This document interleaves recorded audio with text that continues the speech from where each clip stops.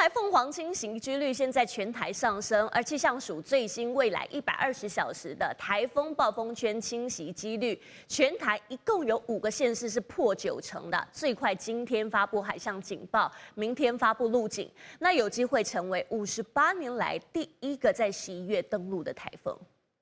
11月迎来罕见台风，中台凤凰步步逼近，有机会横扫全台。台风目前已经进入南海，朝台湾前进。要是真的登陆，将成为1967年吉达台风以来睽违58年的11月台。 气象署最快10日发布海上台风警报，11日发布陆上警报。而根据未来120小时台风暴风侵袭几率，台南市最高有94%，嘉义县市以及云林县、高雄市也都破90%。至于离岛澎湖县也有89%，至于其他县市也都在68%以上。气象署研判凤凰将在周3从中南部登陆，周4晚间从宜兰出海，随着台风北转，共伴效应也将增强。 周2起雨势一路往北扩散，北台湾跟东部将迎来最剧烈的降雨，雨势将下到发紫，尤其基隆北海岸、双北山区、新北、宜兰花东都有豪雨甚至超大豪雨的可能，务必严防土石流跟积淹水灾情。